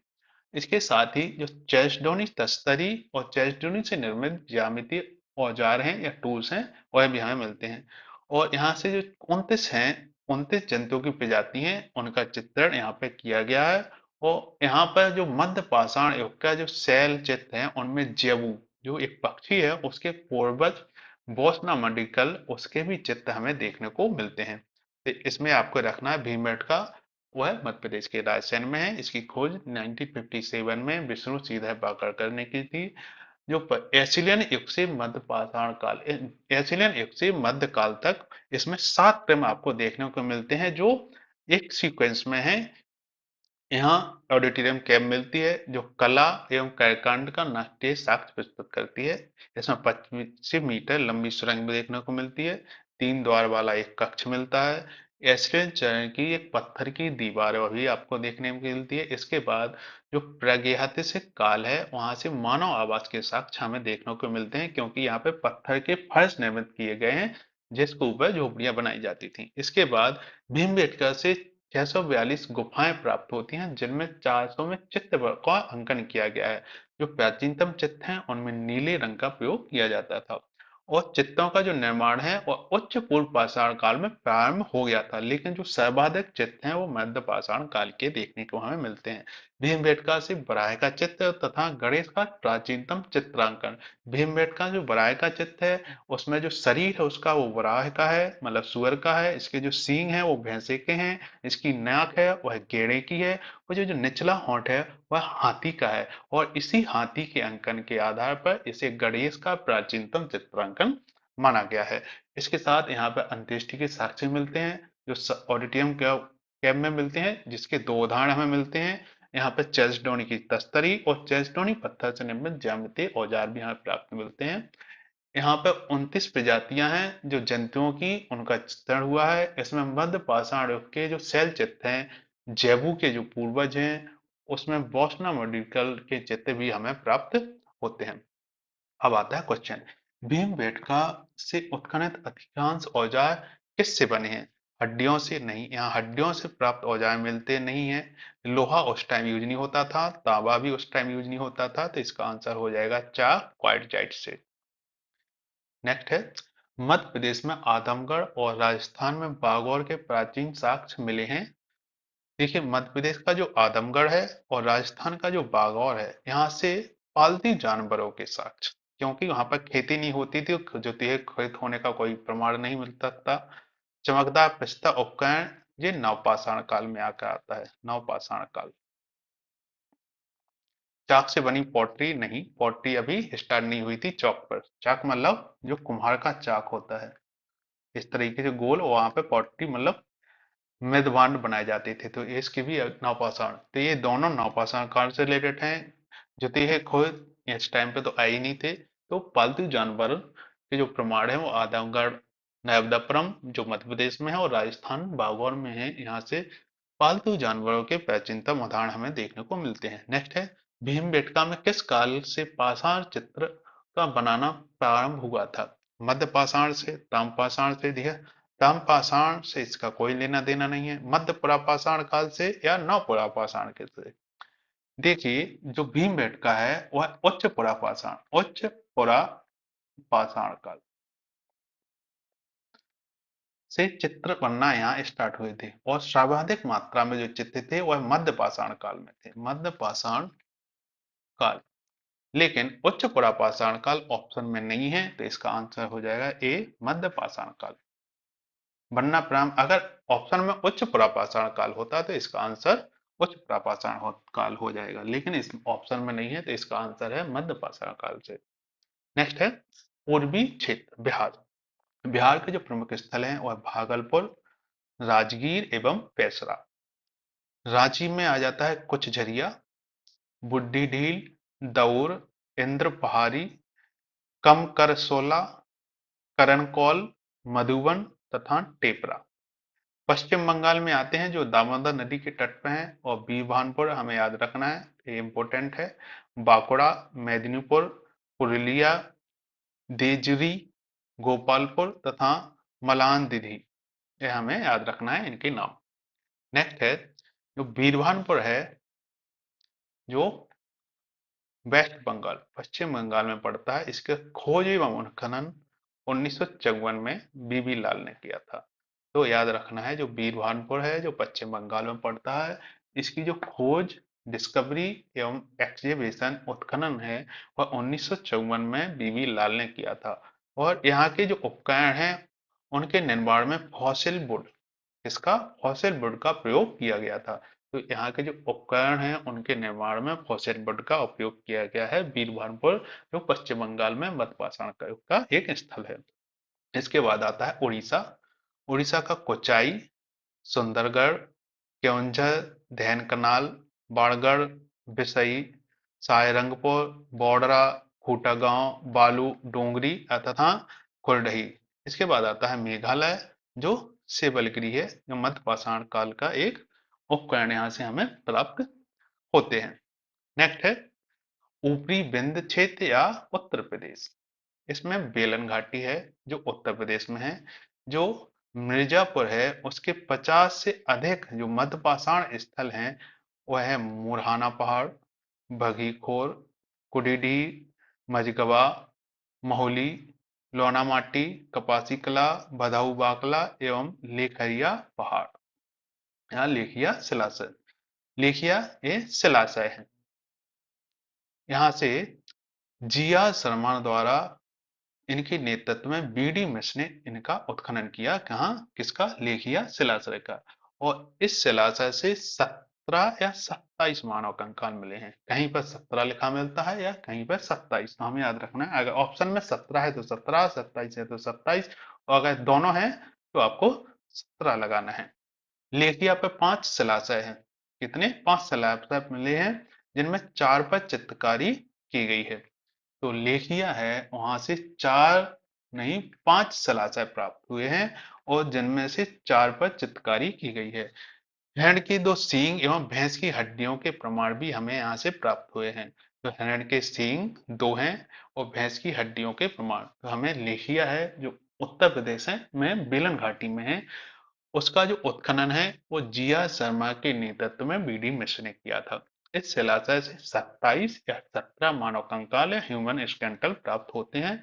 यहाँ से 5 शिलाश्रय मिले हैं, जो शिलाओं में आश्रय हैं वो मिले हैं, जिनमें 4 में चित्रकारी की गई है, मतलब जैसे एक तरीके से कैब बोल देनी, केव है। इसके बाद जो हिरण है उसके 2 सींग प्राप्त होते हैं। भैंस की हड्डियों के प्रमाण भी हमें लेखरिया से प्राप्त होते हैं। इसके बाद आता है मोरहाना पहाड़, इसकी जो खोज है वो सीएल कर्लाइन ने की थी। मोरहाना एवं बगीखोर है उसका उत्खनन हो जो है वो आर के वर्मा ने किया था। इसकी खोज है जो मोरहाना पहाड़, उसकी खोज तो सीएल कर्लाइन ने की थी, लेकिन इसका जो उत्खनन है वो आर के वर्मा ने किया था। इसके बाद आता है बगीखोर गुफा। इससे दो एक्सटेंडेड बुरियल्स या विस्तीर्ण समाधान हमें प्राप्त होते हैं, जो एक 20 और 21 वर्ष की युक्ति का है। बगखोर गुफा है, वहां से पर्वतीय काल से संबंधित लोहे के दो बाण, क्योंकि जो मध्य पाषाण काल है उसमें लोहा नहीं आया था, तो इसके जो बाद का काल है उसके दो बाण भी हमें बगीखोर से प्राप्त होते हैं। है लहुरा देव। देखिए क्या है, यूपी का संत करीमनगर जो डिस्ट्रिक्ट है वह भारतीय उपमहाद्वीप में किसी का प्राचीनतम साक्ष्य प्रस्तुत करता है। तो यूपी के संत करीमनगर जिले में स्थित जो लहरा देव है, यह किसी का प्राचीनतम साक्ष्य हमें प्रस्तुत करता है। और जो चावल का जो प्राचीनतम साक्ष्य है वह यहाँ से प्राप्त होता है यूपी के लहरा देव से। और यहाँ से गोलाकार फर्श, स्तंभ गर्त का मतलब होता है एक फर्श होता है, और इस पर निवास बनाने के लिए इसमें गड्ढे किए जाते थे स्तंभ को गाड़ने के लिए, जो लकड़ी के स्तंभ होते थे, लकड़ी स्तंभ। लेकिन जब लकड़ी के जो स्तंभ गल गए या इनको निकाल लिया गया, तो यहाँ पे जो गड्ढे हैं वह शेष रह गए। अब जो ये गड्ढे शेष रह गए इन्हें ही बोला जाता है स्तंभ गर्त, जो रहने के लिए झोपड़ियां बनाई जाती थी उसके लिए उपयोग होता था। यहाँ से चूल्हों के साथ ही एक नाली का भी प्रमाण प्राप्त होता है। देखिए जो किसी का जो प्राचीनतम साक्ष्य है वह मेहरगढ़ से इंडिया में मिलता है। मेहरगढ़ से प्राप्त होता है 7000 से ईसा पूर्व में। लेकिन अभी हाल में जो यूपी में एग्जाम हुए हैं वो जो नवीन खोज है उसमें लहुरा देव को किसी का प्राचीनतम साक्ष्य माना गया है। किसी का प्राचीनतम साक्ष्य, क्योंकि यहाँ से लगभग 8000 से 9000 ईसा पूर्व के जो चावल है उसका साक्ष्य हमें प्राप्त होता है। नेक्स्ट है चौपानी मांडो। यह बेलन घाटी जो है इलाहाबाद वहां पर स्थित है। इसकी खोज है वो बीडी मिश्र ने 1967 में की थी। और इसका जो उत्खनन है वो सर्वप्रथम 1967 में बीडी मिश्र, और इसके पश्चात यहाँ पर जो बड़े पैमाने पर उत्खनन किया गया वो जिया शर्मा के निर्देशन में, मतलब जिया शर्मा के जो डायरेक्शन में बीबी मिश्र के द्वारा किया गया। तो जो चौपानी मांडू है उसका जो स्थान है वह बेलन घाटी है इलाहाबाद में, वहां पे स्थित है। इसकी खोज बीडी मिश्र ने 1967 में की थी।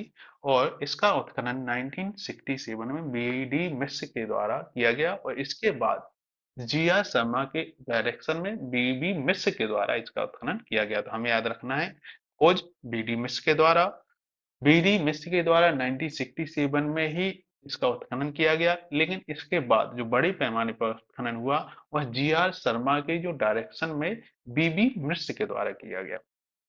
चौपानी मांडो को पुरा पाषाण काल तथा मध्य पाषाण काल के बीच के संक्रमण अवस्था का प्रतीक माना जाता है। जो पुरा पाषाण काल है और मध्य पाषाण काल है, इन दोनों के बीच की संक्रमण अवस्था चौपानी मांडू को माना गया है। और इसी के आधार पर यह आखेटक संग्राहक से प्रारंभिक इसी में इसका संक्रमण देखने को हमें मिलता है, क्योंकि यह प्रारंभ में आखेट संग्राहक थे, आखेटक संग्राहक थे। और सर्वप्रथम इसी का संक्रमण, इसी उत्पादन यहाँ पे देखने मिलता है। इसी कारण इसे विकसित मध्य पाषाणिक या आद्य नवपाषाणिक स्थल कहा जाता है।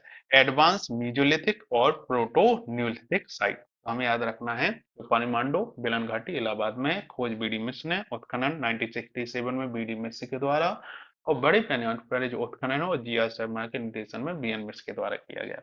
जो पानी मांडो है जो पुरा पाषाण काल से है तथा मध्य पाषाण काल, पुरा पाषाण काल और मध्य पाषाण काल के बीच एक संक्रमण अवस्था के रूप में इसका एक प्रतीक है, क्योंकि यह आखेट संग्राहक से डायरेक्ट इसी में इसका संक्रमण किसी में रूपांतरण दिखता है और इसी के आधार पर इसे विकसित मध्य पाषाणिक या आद्य नवपाषाणिक या इंग्लिश में बोलेंगे एडवांस मीजोलिथिक और प्रोटो न्यूलिथिक स्थल कहा जाता है। तो याद रखना है, जो आखिर संग्रह से प्रारंभिक कृषि में जो संक्रमण कालीन स्थल है, उस विथिनिधि स्थल को चोपाने मांडो कहा गया है।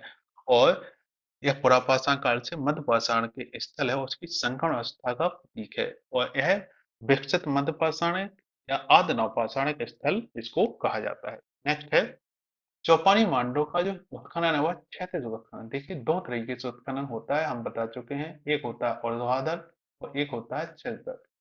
क्षैतिज उत्खनन में पूरी संस्कृति का उत्खनन किया जाता है और उसका संपूर्ण विस्तृत अध्ययन किया जाता है।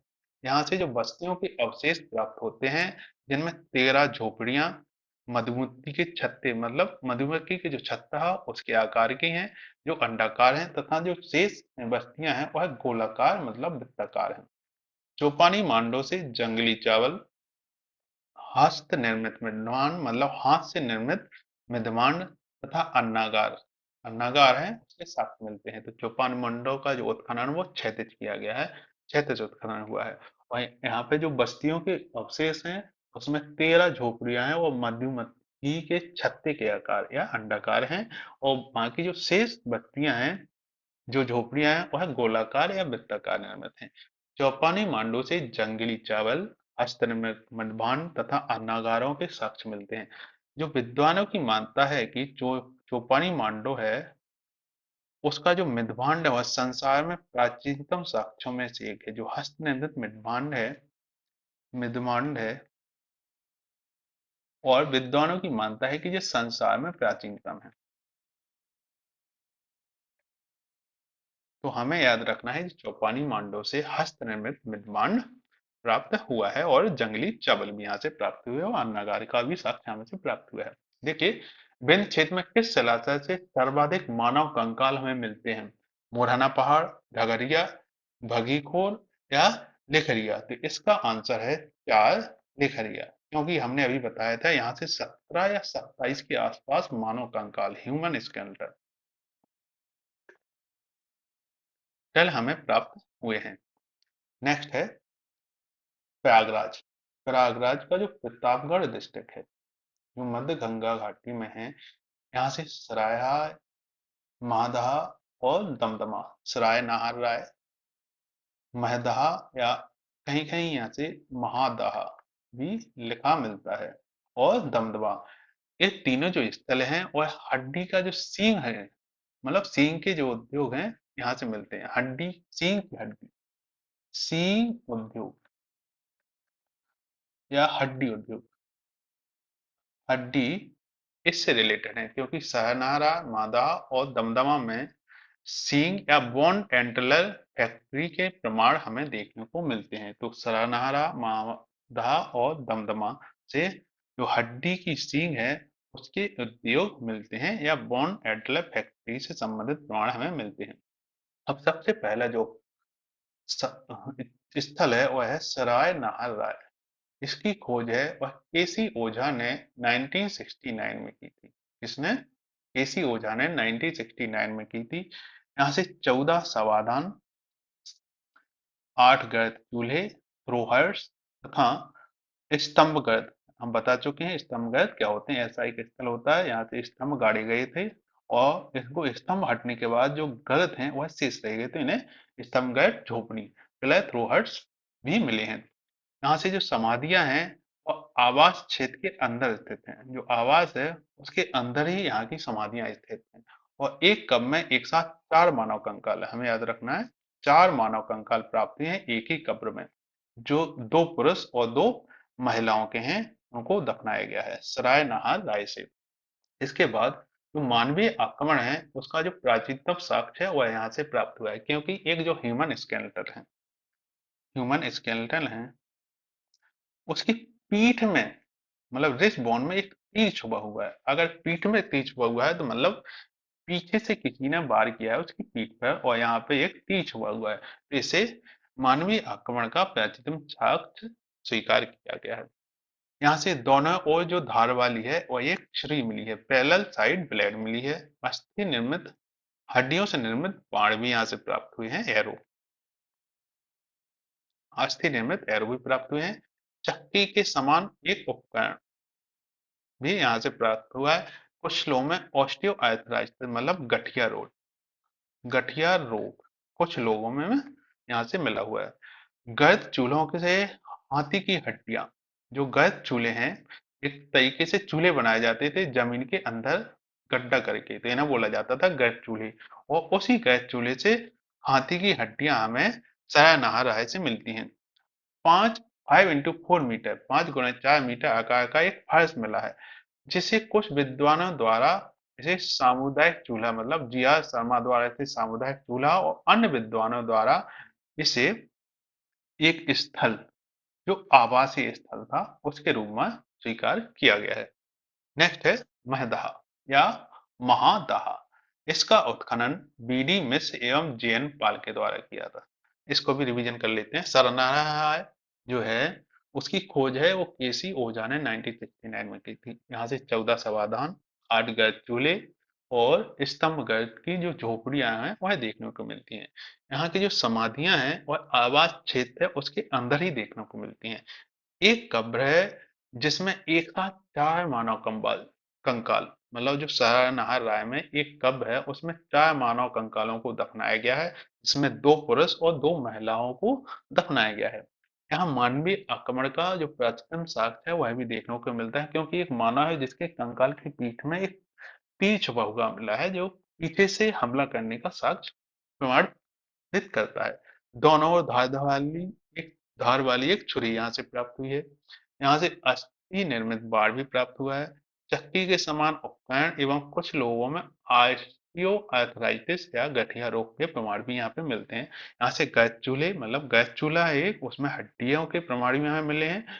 5 इंटू 4 मीटर का आकार का एक फर्श है, जिसे दिया समाज द्वारा सामुदायिक चूल्हा माना गया है, लेकिन अन्य विद्वान इसे एक आवास क्षेत्र मानते हैं। नेक्स्ट है महादाह। इसका उत्खनन बीडी मिश्र एवं जेएन पाल द्वारा किया गया था।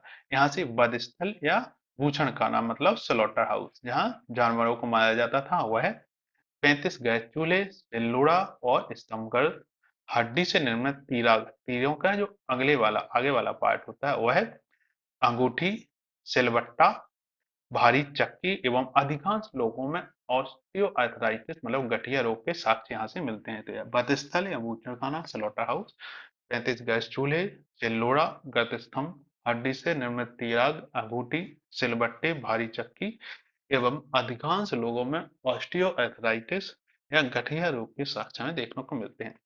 यहाँ से 2 कब्र हैं, 2 कब्रों में युग्मित समाधान। वहां से यहाँ पे एक कब्र थी जिसमें 4 मानव कंकाल मिले थे, और यहाँ पे दो दो कब्र हैं उसमें युग्मित मतलब एक फीमेल का और एक मेल का, और इसी तरह से जो दूसरी कब्र है इसमें एक फीमेल और एक मेल का समाधान है, मतलब एक स्त्री और साथ एक पुरुष को दफनाने का साक्ष्य यहाँ पे मिलता है। यहाँ से 13 कंकाल मिले हैं, जिनमें कुंडल एवं मुद्रिकाएं पहनी हुई हैं, जिनने कुंडल और मुद्रिकाएं मतलब माला पहनी हुई है।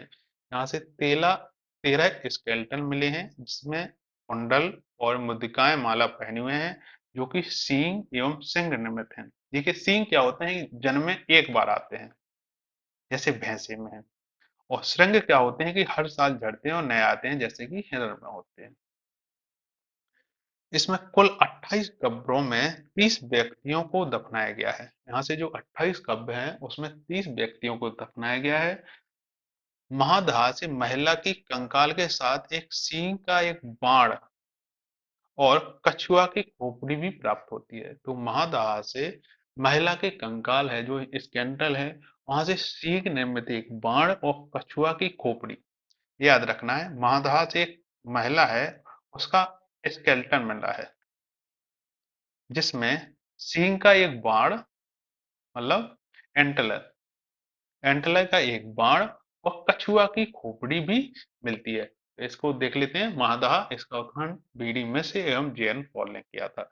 यहाँ से स्लॉटर हाउस का भी साक्ष्य मिलते हैं। 35 गैस चूल्हे, सेल लोढ़ा तथा गैस स्तंभ, हड्डी से निर्मित तीर का जो आगे वाला पार्ट होता है वो, अंगूठी, सिलबट्टे, भारी चक्की एवं अधिकांश लोगों में यहाँ पे गठिया रोग के साक्ष्य भी देखने को मिलते हैं। यहाँ से 2 कब्र हैं जो युग्मित समाधान या डबल बुरियस का उदाहरण हमें देती हैं, जिसमें इस पुरुष को एक साथ दफनाया गया है। यहाँ से 13 स्केलेटन मिले हैं जो कुंडल पहने हुए हैं, वो जो या माला पहने हुए हैं। जो कुंडल और माला पहने हुए हैं, ऐसे 13 कंकाल हमें मिले हैं जो कि सींग या सिंह से निर्मित हैं।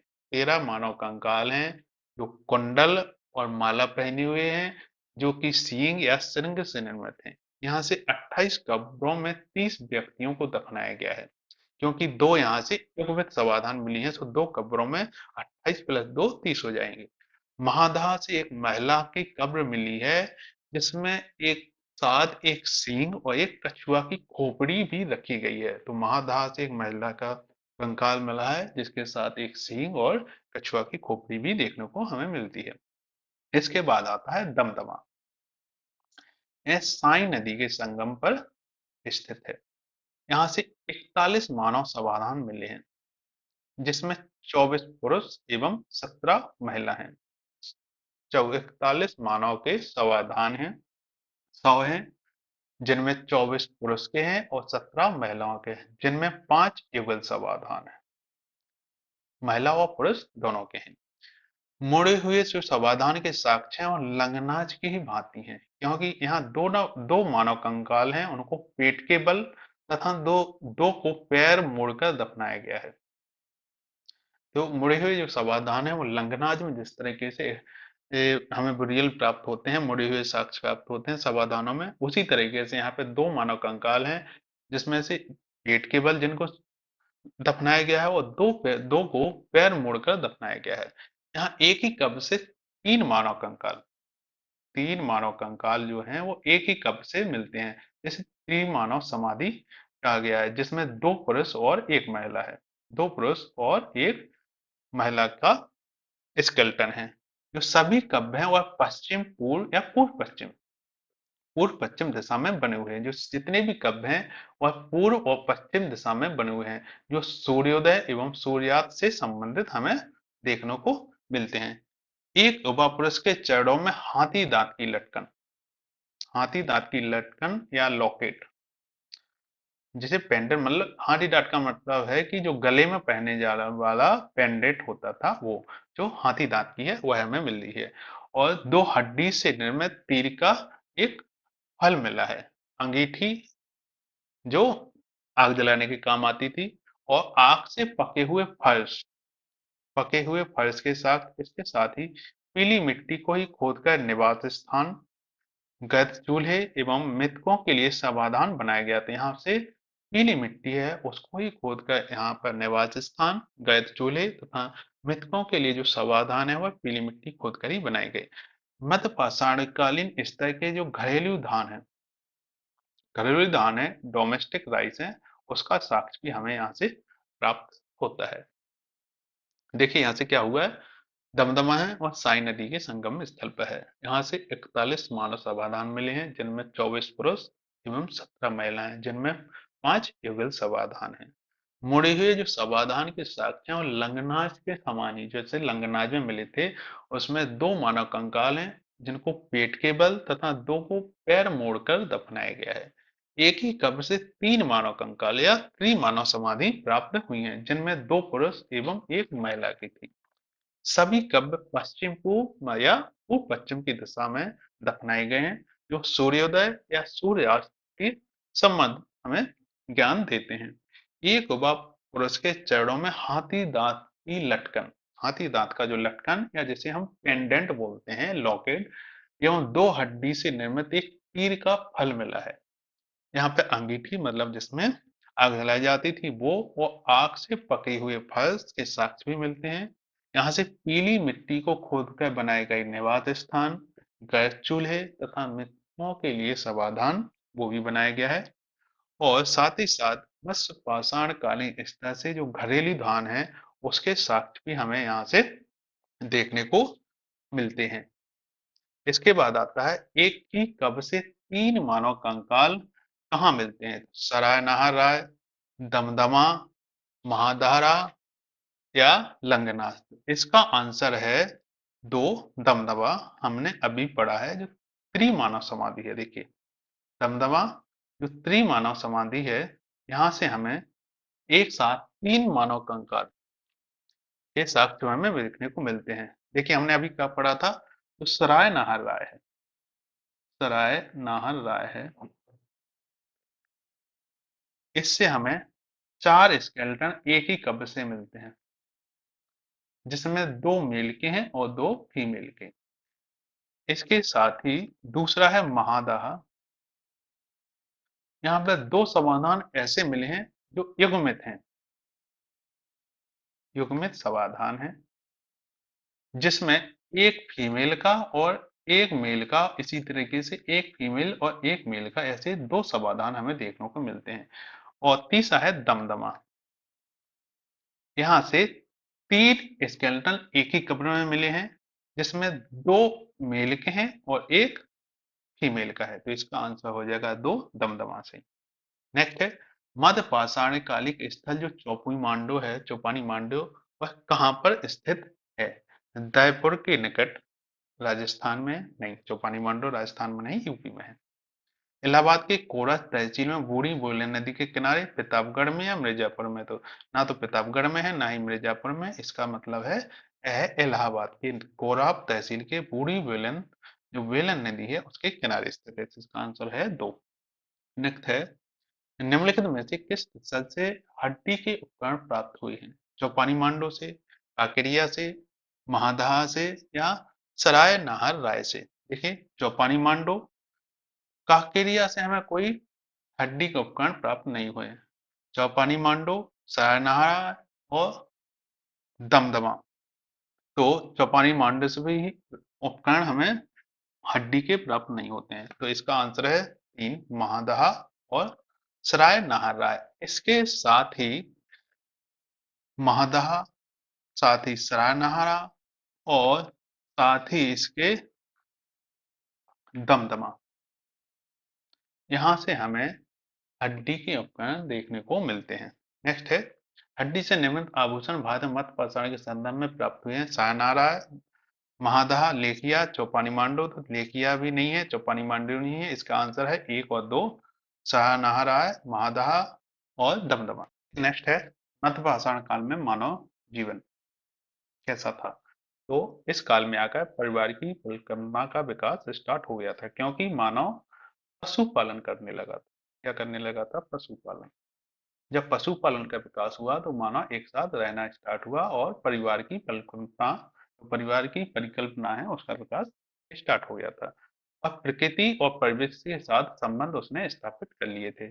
आभूषणों का प्रयोग स्टार्ट हो गया था, क्योंकि बहुत सारे जो मनके, हाथी दांत के उपकरण, हाथी दांत के मनके और जो पेंडेंट हैं हाथी दांत के, उनके साक्ष्य में प्राप्त होते हैं।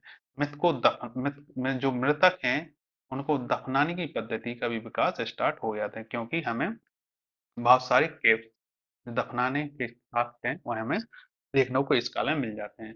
गुफा चित्रकला का भी विकास हो गया था, क्योंकि जो भीमबेटका है वहां से हमें चित्रकारी के प्रमाण देखने को मिलते हैं। नेक्स्ट है इसके कुछ प्रश्न हल कर लेते हैं। मध्य पाषाण काल के लोगों की जो मुख्य विशेषता है वह क्या थी? लघु पाषाण उपकरण का प्रयोग, घरों का प्रयोग, या घर नहीं बनाते थे, कपड़े भी नहीं बनाते थे। तो इसका ऑप्शन हो जाएगा लघु पाषाण उपकरणों का प्रयोग, मतलब माइक्रोलिथिक, माइक्रोलिथिक टूल्स इन्होंने बनाना स्टार्ट कर दिए थे। नेक्स्ट है मेसोलिथिक युग से संबंधित इनमें से कौन सा बयान गलत है? यह पीजीटी में आया है। यह पुरापाषाण काल तथा न्यूलिथिक युग के बीच एक संक्रमण अवधि रही है। वे गाय, कुत्ते, बैल, बकरी जैसे जानवरों का पालन हम करते थे। देखिए यह स्टार्ट हो गया था मध्यपाषाण काल में। मेसोलिथिक युग की उपकरणों की गुण विशेषता लघु उपकरण, जो कि माइक्रोलिथिक टूल बनना स्टार्ट हो गए थे, ये भी सही है। सन 1867 में कैरलाइन ने विंध्य के चट्टानी आवासों से माइक्रोलिथिक की पहली बार खोजा था, तो जो माइक्रोलिथिक की जो पहली बार खोज की थी और 1867 में कैरलाइन ने विंध्य चट्टानी आवासों से खोला था, तो इसका ये भी ऑप्शन सही है। लेकिन इसका जो न्यूलिथिक युग के बीच संक्रमण अवधि पुरा पाषाण काल नहीं, यहाँ पे है नव पाषाण काल, नव पुरा पाषाण काल और न्यूलिथिक एज, तो इसका ऑप्शन हो जाएगा एक। नेक्स्ट है, निम्नलिखित में से कौन सा प्रागैतिहासिक स्थल बड़े परिमाण में लघु पाषाण उपकरण के उत्पादन के लिए जाना जाता है? आदमगढ़, बागौर, नलगोंडा या संगलकल्लू? इसका आंसर है आपका आदमगढ़, तो इसका आंसर हो जाएगा एक, आदमगढ़। नेक्स्ट है, मध्य पाषाण युग के बारे में निम्नलिखित में से क्या सही है? नीचे दिए गए कूट में से सही उत्तर का चयन करें। सामान्यतः लघु पाषाण औजार पाए गए, बिल्कुल सही है। बागौर लंगनाथ एवं भेंट का महत्वपूर्ण स्थल है, बिल्कुल। जंगली तथा पालतू पक्षियों की हड्डियां पाई गई, बिल्कुल। इस काल में शैलचित्र उपलब्ध हैं, बिल्कुल सही, तो इसका आंसर हो जाएगा ए, आबा, सा और दा। नेक्स्ट है, सूची एक और दो को इनको साथ में सम्मिलित कीजिए। वीरभानपुर, देखिए जो वीरभानपुर है यह है आपका पश्चिम बंगाल में, ये एक का चार। लोटेश्वर यह आपका गुजरात में, तो दो का दो। पेसरा बिहार में है और सराय नहाय राय उत्तर प्रदेश में है, तो एक का चार, दो का दो, तीन का एक और सराय नहाय राय का तीन, तो चार दो एक तीन, तो यहाँ चार दो एक तीन, चार दो एक तीन, तो इसका आंसर हो जाएगा फोर। आ अ का चार, बा का दो, सा का एक और दा का तीन। नेक्स्ट है, निम्नलिखित में से किस स्थल से लघु पौराणिक संदर्भ में एक हाथी दांत के लटकन जो है, वह हाथी दांत का जो पेंडेंट है वह कहाँ से मिला है? तो इसका आंसर है, हमने अभी पढ़ा था, दमदमा से हाथी दांत की पेंडेंट हमें मिली है। नेक्स्ट है, निम्नलिखित में से कौन मध्य पाषाण काल का प्रतिनिधित्व करता है? ओल्ड वन औजार, हथ कुल्हाड़ी, त्रिभुज औजार या पालिशदार औजार? तो जो त्रिभुज औजार ट्रेंगल औजार हैं वह मध्य पाषाण काल का प्रतिनिधित्व करता है, क्योंकि ज्यादातर जगहों पर ट्रेंगल औजार या ज्योमेट्री औजार हमें देखने को मिलते हैं। निम्नलिखित में से कौन मध्य पाषाणिक स्थल नहीं है? बागौर, पेसरा, लंगनाज या टिकरी? ठीक है, टिकरी यह मध्य पाषाण काल का नहीं है, जबकि लंगनाज गुजरात में है, पेसरा बिहार में, बागौर राजस्थान में, तीनों पाषाणकालीन मध्य पाषाणकालीन स्थल है। आज के लिए इतना ही, थैंक्स। नेक्स्ट क्लास बहुत जल्दी है।